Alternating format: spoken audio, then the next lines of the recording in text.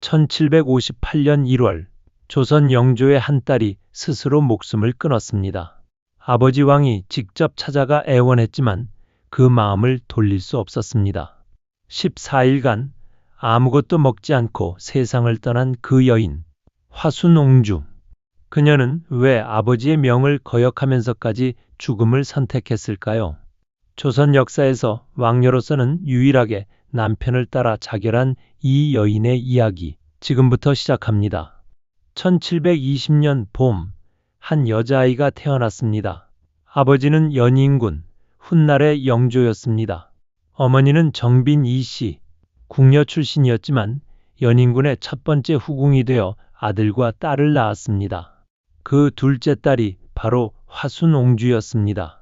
이름은 향이, 그런데 이 아이에게는 언니가 있었습니다. 화어공주. 하지만 언니는 태어난 지 1년 만에 세상을 떠났습니다. 1721년 화순옹주가 겨우 2살이 되던 해였습니다. 아버지 연인군이 경종의 왕세제로 책봉되었습니다. 온 집안이 기쁨에 들떴습니다. 어머니 이씨도 소운이라는 정호품 자귀를 받았습니다. 그런데 그해 11월 끔찍한 일이 벌어집니다. 어머니 정빈 이씨가 갑자기 세상을 떠난 것입니다. 화순옹주는 어머니의 얼굴도 제대로 기억하지 못했습니다. 겨우 2살, 아직 엄마라는 말도 제대로 하지 못하던 나이였습니다. 당시 정빈 이씨는 28세였습니다. 너무 젊은 나이에 갑자기 죽음을 맞이했습니다. 훗날 노론 대신 서덕수가 정빈 이씨를 독살했다는 고변이 있었습니다. 경종을 독살하기 전에 독약의 성능을 시험하기 위해 정빈 이씨에게 먹였다는 충격적인 내용이었습니다. 이 사건은 신임사화로 번졌고 수많은 사람들이 죽임을 당했습니다. 하지만 영조는 즉위 후 이것이 소론의 모함이었다고 밝혔습니다. 진실이 무엇이든 화순옹주는 어머니를 잃었습니다. 그것도 겨우 2살에. 아버지 연인군은 제문을 지어 정빈을 애도했습니다. 그 제문에는 이런 구절이 있습니다. 명부는 비록 남녀지만 생각은 친구 사이였다고. 연인군에게 정빈 이씨는 특별한 존재였습니다. 화순옹주는 아버지의 손에서 자랐습니다. 연인군은 이 어린 딸을 각별히 아꼈습니다. 어머니를 일찍 여의고 언니마저 없는 이 아이가 너무나 안쓰러웠던 것입니다. 화순옹주는 조용하고 차분한 성품이었습니다. 화려한 것을 좋아하지 않았고 검소하고 정숙했습니다. 1724년 연인군이 영조로 즉위했습니다. 화순옹주는 5살이었습니다. 그리고 이듬해 1725년 화순옹주라는 정식 호칭을 받습니다. 왕의 딸답게 궁중에서 예법과 학문을 배웠습니다. 영조는 딸에게 소학과 연려전을 읽어주며 도리를 가르쳤습니다. 한 번은 신하들이 화순옹주 앞에 보석과 비단을 펼쳐놓았습니다. 그런데 화순옹주는 일부러 눈을 감고 보지 않았다고 합니다. 이 이야기를 들은 영조는 무척 기뻐하며 기특하다고 칭찬했습니다. 정말 그랬을까요? 어쩌면 어린 옹주는 그저 아버지의 가르침을 따르고 싶었을지도 모릅니다. 1728년 화순옹주에게 또 다른 비극이 찾아옵니다. 오빠 효장세자가 세상을 떠난 것입니다. 화순옹주는 9살이었습니다. 효장세자는 10살, 같은 어머니에게서 태어난 남매였습니다. 오빠는 화순옹주에게 세상에서 유일한 혈육이었습니다. 효장세자가 죽은 날은 11월 16일이었습니다. 그런데 이 날짜를 기억하시나요? 바로 7년 전 어머니 정빈 이씨가 죽은 날이기도 했습니다. 영조는 실록에 이렇게 기록했습니다. 마음에 더욱 애통한 일이라고. 같은 날 어머니와 아들을 잃은 슬픔이 얼마나 컸겠습니까?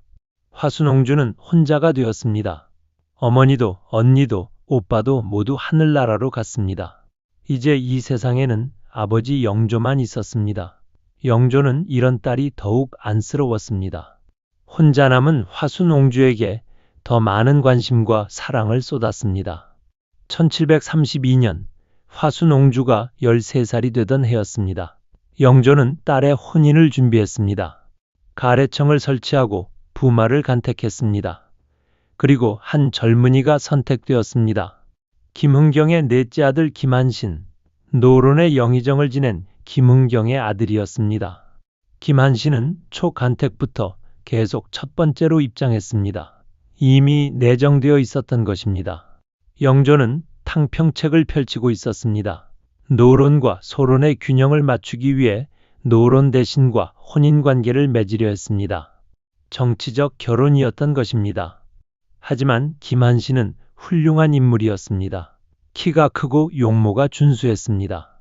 무엇보다 성품이 온화하고 학문을 좋아했습니다. 글씨를 잘 썼고 특히 팔분체에 뛰어났습니다. 시문에도 능했고 전각도 잘했습니다. 임금의 도장인 인보를 새길 정도였습니다. 화순옹주와 김한신은 동갑이었습니다. 둘 다 1720년생, 13살에 혼인을 올렸습니다. 간택이 끝난 후 한 달 뒤 김한신은 집에서 관례를 치렀습니다. 그리고 월성이라는 부마의 자귀를 받았습니다. 혼인 후에도 화순옹주는 한동안 궁에 머물렀습니다. 그것이 관례였습니다. 2년 후인 1734년 화순옹주는 비로소 궁을 나와 남편과 함께 살기 시작했습니다. 월성의 김한신과 화순옹주, 사람들은 이렇게 말했습니다. 어진 도의와 착한 옹주가 아름다움을 짝할 만하다고. 화순옹주와 김한신은 서로를 아끼며 살았습니다. 둘 다 화려한 것을 좋아하지 않았습니다. 검소하고 정숙했습니다. 서로 경계하고 격려하며 몸가짐을 삼갔습니다. 영조는 이런 딸과 사위가 자랑스러웠습니다. 세월이 흘렀습니다. 화순옹주와 김한신은 행복하게 살았습니다. 하지만 한 가지 아쉬운 점이 있었습니다. 슬하에 자녀가 없었던 것입니다. 옹주는 임신을 하지 못했습니다. 그래도 두 사람은 서로가 있어 외롭지 않았습니다. 김한신은 부마로서 여러 관직을 거쳤습니다. 오위도, 총부도, 총관, 재용, 감제조 등을 역임했습니다. 하지만 그는 항상 겸손했습니다. 왕의 사위라는 지위를 내세우지 않았습니다. 오히려 더욱 조심하고 검소하게 생활했습니다. 영조는 이런 사위가 흡족했습니다. 종종 화순옹주의 집을 방문했습니다. 딸이 잘 지내는지 확인하고 사위와 대화를 나눴습니다. 화순옹주는 그럴 때마다 기뻤습니다. 아버지의 사랑을 느낄 수 있었으니까요. 26년의 세월이 흘렀습니다. 1758년 화순옹주와 김한신은 모두 39세가 되었습니다. 그런데 1월 4일 갑자기 김한신이 병으로 쓰러졌습니다. 너무 갑작스러운 일이었습니다. 병세는 순식간에 악화되었습니다. 그리고 그날 김한신은 세상을 떠났습니다. 화순옹주는 믿을 수 없었습니다. 아침까지만 해도 멀쩡하던 남편이 저녁에 죽다니. 26년을 함께 산 남편, 세상에서 유일하게 의지할 수 있었던 사람, 그가 떠났습니다. 영조는 슬퍼하며 김한신의 장례를 극진히 치러주라고 명했습니다. 현종의 딸 명안공주의 부마 오태주의 예에 따라 장례를 거행하라고 했습니다. 그리고 정효라는 시호를 내렸습니다. 정은 정절, 효는 효도. 김한신의 삶을 인정한 것입니다. 하지만 화순옹주는 남편의 시신 앞에서 움직이지 않았습니다. 울지도 않았습니다. 그저 남편의 얼굴을 가만히 바라볼 뿐이었습니다. 주변 사람들은 걱정이 되었습니다. 옹주가 충격이 너무 커서 정신을 잃은 것은 아닐까? 그런데 장례를 준비하던 사람들이 이상한 점을 발견했습니다. 화순옹주가 아무것도 먹지 않는 것입니다. 물 한 모금도 입에 대지 않았습니다. 사람들이 권했지만 고개를 저었습니다. 그제야 사람들은 알아차렸습니다. 옹주가 남편을 따라 죽으려 한다는 것을. 소식을 들은 영조는 경악했습니다. 이럴 수가, 방금 사위를 잃었는데 이제 딸마저 잃게 된단 말인가? 영조는 즉시 화순옹주의 집으로 달려갔습니다. 65세의 늙은 왕이 직접 딸을 살리기 위해 움직인 것입니다. 며칠째 아무것도 먹지 않았다 들었다. 애타는 마음은 알겠으나 아비를 생각하여 미음이라도 한술 들도록 하거라. 영조는 딸의 손을 잡고 간절히 부탁했습니다. 화순옹주는 아버지를 바라보았습니다. 그리고 고개를 저었습니다. 영조는 눈물을 흘렸습니다. 제발 죽지 말라고. 아비를 버리고 가지 말라고. 화순옹주는 어쩔 수 없이 미음 한 숟가락을 입에 넣었습니다. 하지만 곧 토해냈습니다. 몸이 받아들이지 않았습니다. 아니, 마음이 거부한 것입니다. 이미 뜻을 정했으니 차마 목으로 내려가지 않습니다. 영조는 무너졌습니다. 딸의 마음을 돌이킬 수 없다는 것을 알았습니다. 어허, 대체 이를 어찌할꼬. 영조는 슬퍼하고 탄식하며 궁으로 돌아왔습니다. 돌아오는 내내 눈물이 멈추지 않았습니다. 영조는 화순옹주에게 편지를 썼습니다. 장문의 편지였습니다. 제발 마음을 돌리라고. 아비의 늙은 마음을 생각해달라고. 딸을 먼저 보내는 아비의 아픔을 생각해달라고. 하지만 화순옹주는 답장을 보내지 않았습니다. 날이 갈수록 화순옹주는 약해졌습니다.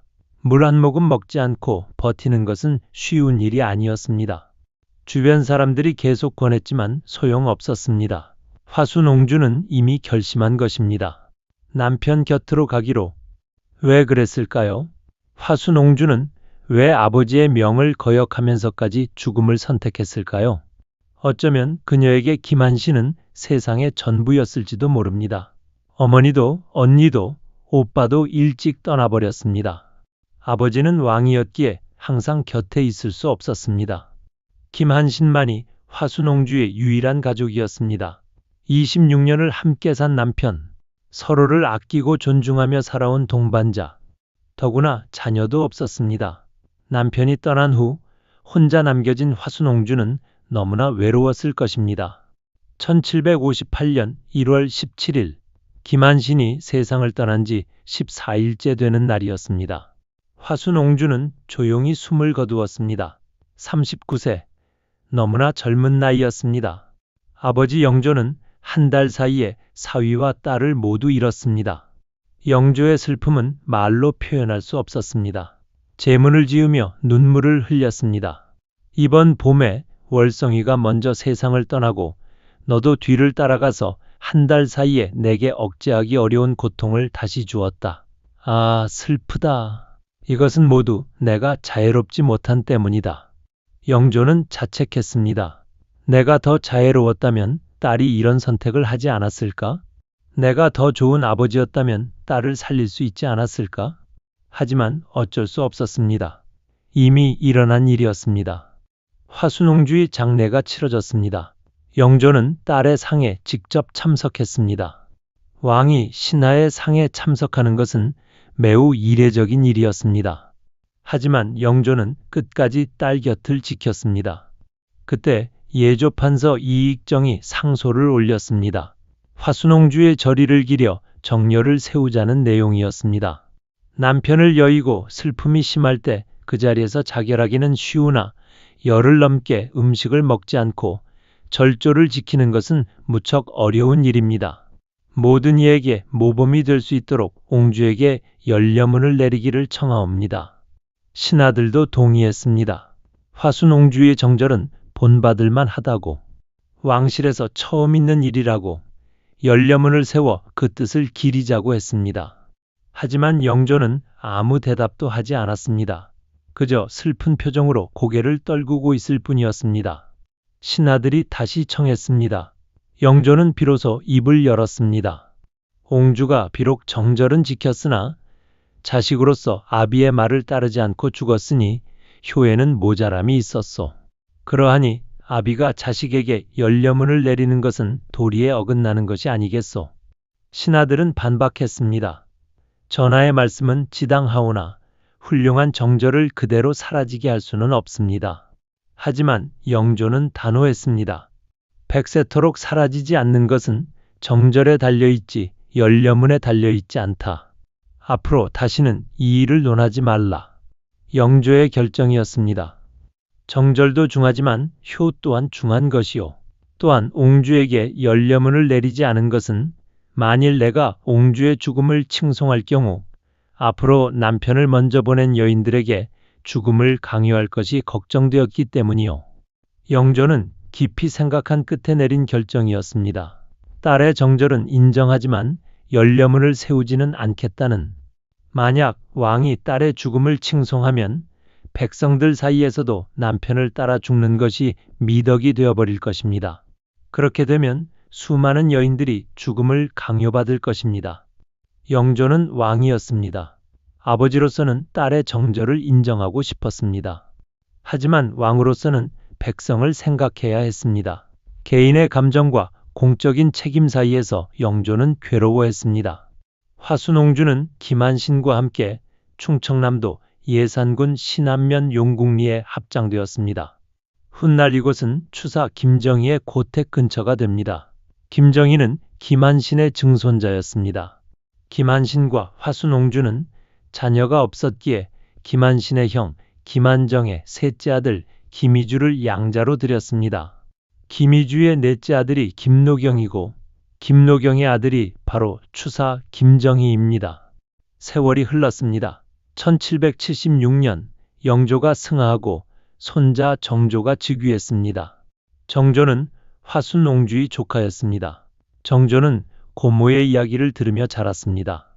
남편을 따라 죽은 고모의 정조를 존경했습니다. 1783년 정조 7년이었습니다. 정조는 특별한 명령을 내렸습니다. 화순옹주의 집 마을 어귀에 정문을 세우라는 것이었습니다. 조카 정조가 고모의 뜻을 기린 것입니다. 영조가 살아있을 때는 할 수 없었던 일이었습니다. 하지만 이제는 달랐습니다. 정조는 화순옹주의 종사 행동이 왕실에서는 처음으로 있는 열행이라며 극찬했습니다. 그리고 열려문을 세우라고 명했습니다. 화순옹주 홍문, 붉은 문이라는 뜻입니다. 열려의 집 앞에 세우는 붉은 문, 1976년 충청남도 유형문화재 제45호로 지정되었습니다. 하지만 영조의 우려는 현실이 되었습니다. 화순옹주에게 열려문이 세워진 후 남편을 따라 죽는 여인들의 사례가 늘어났다고 합니다. 열려가 되기 위해 스스로 목숨을 끊는 여인들이 생긴 것입니다. 영조가 그토록 걱정했던 일이 일어났습니다. 화순옹주의 이야기를 생각해 봅니다. 그녀는 정말 행복했을까요? 어린 나이에 어머니를 잃고 오빠마저 잃었습니다. 13살에 정략 결혼을 했습니다. 자녀도 없었습니다. 하지만 그녀에게는 김한신이 있었습니다. 서로를 아끼고 존중하는 남편이 있었습니다. 26년의 결혼 생활, 화려하지는 않았지만 평화로웠습니다. 검소하고 정숙하게 살았습니다. 서로를 격려하며 몸가짐을 삼갔습니다. 그런 남편이 갑자기 떠났을 때 화순옹주는 견딜 수 없었을 것입니다. 조선시대 여성의 삶은 어땠을까요? 자신의 의지와는 상관없이 운명이 정해졌습니다. 결혼 상대도 스스로 선택할 수 없었습니다. 오직 주어진 삶을 살아갈 뿐이었습니다. 하지만 화순옹주는 그 안에서 자신만의 방식으로 살았습니다. 정절을 지켰다고 합니다. 하지만 그것은 화순옹주가 선택한 것이었을까요? 아니면 시대가 강요한 것이었을까요? 우리는 알 수 없습니다. 다만 화순옹주가 김한신을 진심으로 사랑했다는 것은 확실합니다. 그 사랑이 너무 커서 혼자 살 수 없었던 것입니다. 영조는 딸을 먼저 보내는 아픔을 겪었습니다. 왕으로서 수많은 결정을 내렸지만 딸의 죽음만은 막을 수 없었습니다. 아버지로서의 슬픔과 왕으로서의 책임 사이에서 갈등했습니다. 그리고 결국 왕으로서의 책임을 선택했습니다. 열려문을 세우지 않겠다는 결정. 그것은 영조가 내린 가장 힘든 결정 중 하나였을 것입니다. 딸의 정절을 인정하면서도 칭송하지 않는다는, 개인적으로는 딸을 자랑스러워하면서도 공적으로는 경계한다는 왕의 무게가 느껴집니다. 화순옹주의 무덤 앞에 서면 무엇이 보일까요? 남편과 함께 잠든 한 여인, 39년의 짧은 생을 살다 간 옹주, 정절을 지키기 위해 스스로 목숨을 끊은 여인, 그녀의 선택을 우리는 어떻게 바라봐야 할까요? 조선시대 기준으로는 열려였습니다. 남편을 따라 죽는 것이 정절이었습니다. 하지만 오늘날 기준으로는 어떨까요? 우리는 더 이상 여성에게 그런 정절을 요구하지 않습니다. 자신의 삶을 살라고 말합니다. 하지만 화순옹주의 선택을 비난할 수는 없습니다. 그녀는 자신이 살던 시대의 가치관 안에서 최선을 다했습니다. 그리고 자신이 선택한 방식으로 사랑을 증명했습니다. 그것이 옳든 그르든 그것은 그녀의 선택이었습니다. 영조는 화순옹주가 죽고 난 후에도 오래 살았습니다. 1776년까지 왕위에 있었습니다. 52년간 왕으로 재위한 조선 역사상 가장 긴 재위 기간을 가진 왕입니다. 하지만 그 긴 세월 동안 화순옹주를 잊지 못했을 것입니다. 사도세자를 뒤주에 가둔 영조, 아들을 죽인 아버지, 하지만 딸 화순옹주만은 살리고 싶었습니다. 직접 찾아가 애원했습니다. 편지를 써서 설득했습니다. 하지만 결국 막지 못했습니다. 왕으로서는 많은 것을 할 수 있었지만 아버지로서는 무력했습니다. 정조가 화순옹주에게 연려문을 세운 것은 고모를 기리기 위함이었습니다. 하지만 동시에 할아버지 영조의 마음도 위로하고 싶었을 것입니다. 영조가 평생 안타까워했던 딸, 그 딸을 정식으로 인정해주고 싶었던 것입니다. 화순옹주의 이야기는 우리에게 무엇을 말해줄까요? 사랑에 대해서일까요? 아니면 시대의 비극에 대해서일까요? 아마도 둘 다일 것입니다. 화순옹주는 남편을 사랑했습니다. 그 사랑이 너무 커서 혼자 살 수 없었습니다. 하지만 동시에 그녀는 조선시대라는 시대의 희생자이기도 했습니다. 만약 화순옹주가 다른 시대에 태어났다면 어땠을까요? 남편을 잃은 슬픔을 견디며 자신의 인생을 살아갔을까요? 아니면 역시 같은 선택을 했을까요? 우리는 알 수 없습니다. 다만 그녀가 자신의 시대를 살아갔다는 것만은 확실합니다. 1758년 1월 17일 화순옹주가 세상을 떠난 날입니다. 그로부터 260여 년이 지났습니다. 하지만 그녀의 이야기는 여전히 우리에게 전해지고 있습니다. 아버지 영조 앞에서 자결한 딸, 남편을 따라 죽기로 결심한 여인, 조선 왕실 유일의 종사 연려. 화순옹주는 평범하게 태어났지만 비범하게 죽었습니다. 어머니를 일찍 잃고 오빠마저 잃은 외로운 소녀였습니다. 하지만 좋은 남편을 만나 행복한 26년을 보냈습니다. 그리고 그 행복을 놓치고 싶지 않았습니다. 남편 없는 삶을 상상할 수 없었습니다. 오늘날 우리가 화순옹주의 무덤을 찾아간다면 어떤 기분이 들까요? 안타까움일까요? 아니면 존경심일까요? 아마도 복잡한 감정일 것입니다. 그녀의 선택을 이해하면서도 안타까워할 것입니다. 그녀의 사랑을 존중하면서도 슬퍼할 것입니다. 화순옹주 홍문은 지금도 예산군 용궁리에 서 있습니다. 붉은 문, 연려의 표시. 조카 정조가 세운 그 문은 화순옹주의 정절을 기리고 있습니다.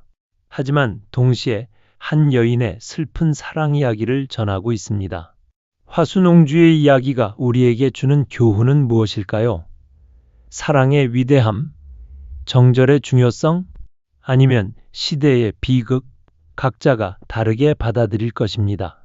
하지만 한 가지 확실한 것은 화순옹주가 자신의 선택에 책임을 졌다는 것입니다. 14일간 아무것도 먹지 않고 버티는 것은 쉬운 일이 아닙니다. 매 순간 유혹이 있었을 것입니다. 살고 싶은 본능이 있었을 것입니다. 하지만 화순옹주는 끝까지 자신의 결심을 지켰습니다. 그것이 옳든 그르든 그녀는 자신의 신념을 따랐습니다. 영조의 제문에는 이런 구절이 있습니다. 끝내 어찌 돌아보지 않는가? 아버지를 돌아보지 않고 떠난 딸. 영조는 그것이 서운했을 것입니다. 하지만 동시에 딸의 굳은 의지를 인정했을 것입니다. 자신의 말도 듣지 않고 자신의 길을 간 딸을 말입니다. 지금까지 화순옹주의 이야기였습니다. 어머니를 일찍 잃고 오빠마저 잃은 외로운 소녀, 좋은 남편을 만나 행복했던 여인, 그리고 남편을 따라 죽기로 결심한 연려. 39년의 짧은 생을 살다 간 한 여인의 이야기. 그녀의 선택을 우리가 판단할 수는 없습니다. 다만 기억할 뿐입니다. 화순옹주. 그 이름 석자에는 한 여인의 삶이 담겨 있습니다. 사랑과 정절, 슬픔과 결단, 그리고 영원히 끝나지 않는 이별의 아픔. 오늘 이 이야기가 여러분의 마음에 작은 울림이 되었기를 바랍니다. 구독과 좋아요는 더 많은 역사 이야기를 만드는 큰 힘이 됩니다. 다음에 또 흥미진진한 역사 이야기로 찾아뵙겠습니다. 감사합니다.